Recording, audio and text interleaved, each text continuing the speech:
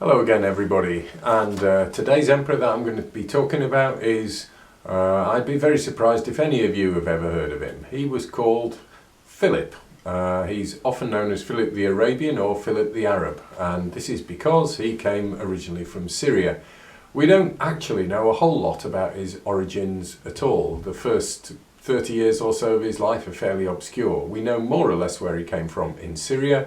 And that's because when he became emperor he spent a lot of money building up a huge city on what had been his village, which he named after himself, Philippopolis, the city of Philip.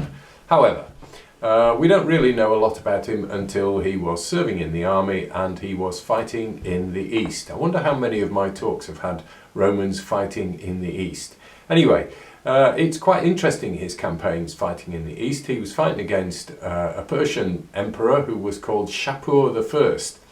And it's interesting because we actually have some evidence of how things were going, not from the Roman point of view, but from the Persian point of view. And there's one very interesting bit of sculpture sculpted into a rock face which shows Philip and a colleague kneeling at the feet of Shapur I, who's on horseback, clearly claiming a great victory over them and wanting people to know that.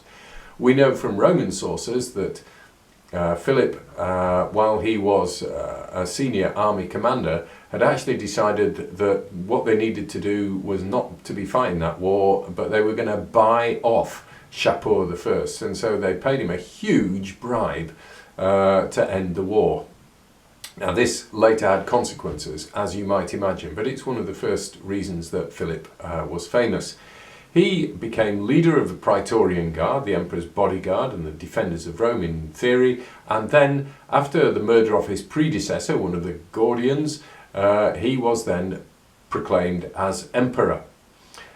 He was the emperor. He was the first emperor in what's sometimes called the 3rd century crisis.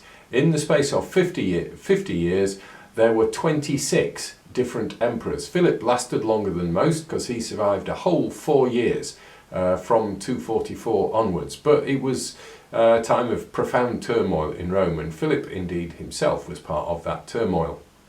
So once he'd been hailed as emperor in the east, he then went to Rome, and he installed in positions of power a large number of members of his own family, and not all of that went terribly well. So perhaps we should learn from this, or perhaps the President of the USA should learn from this, that installing your family members, maybe because they're your family members rather than because they're the best people, that might have some question marks over it. Anyway, I mentioned the big building program in Philippopolis. This cost a vast amount of money. Rome was already under financial pressure, so he decided he was going to increase taxation to try and balance the budget a bit. In order also to balance the budget, he also wanted to spend less money on soldiers, and so that weakened the frontier defences. This also had a long-term consequence. One of the most interesting things about Philip's reign, however, was that it was during this reign that Rome celebrated 1,000 years of its existence. It's quite interesting that the Romans of the time had calculated that Rome had been going 1,000 years at this point. Nominally, Rome was founded 753 BC, not sure why 753 or 752, but anyway, that's what it was. So it was during the time Philip the Arab was emperor of Rome that Rome celebrated the Ludi Saeculares, the secular games, which is a huge celebration in the centre of Rome, celebrating all that was Roman, or at least all that remained of what had been Roman before.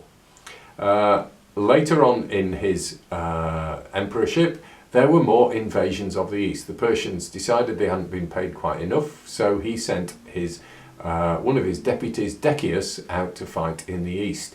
Decius was a little bit successful, but Decius was especially successful because when he was out in the east, he was hailed as emperor and therefore became a rival to Philip the Arab. So eventually he was deposed and killed by Decius.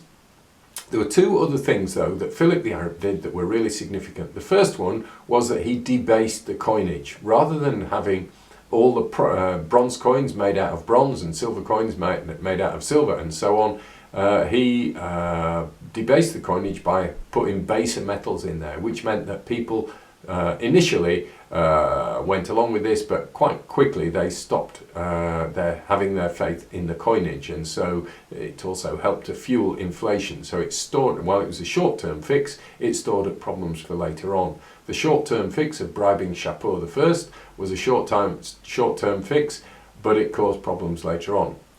Perhaps the most significant thing, though, that happened was that Philip showed himself to be reasonably favourable to, tolerant of Christianity.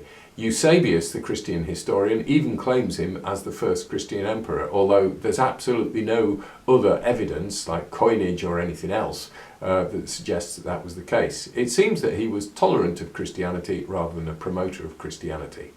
An interesting character nonetheless. What three things might we take from him? Well, one of the most important things was that he, as one historian said, got rid of police spies and informers.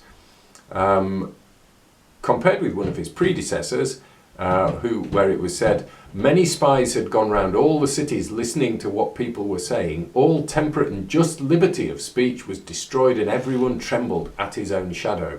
Part of Philip's reform was to get rid of all that. So he was a good and sensible and democratic liberal reformer in that regard.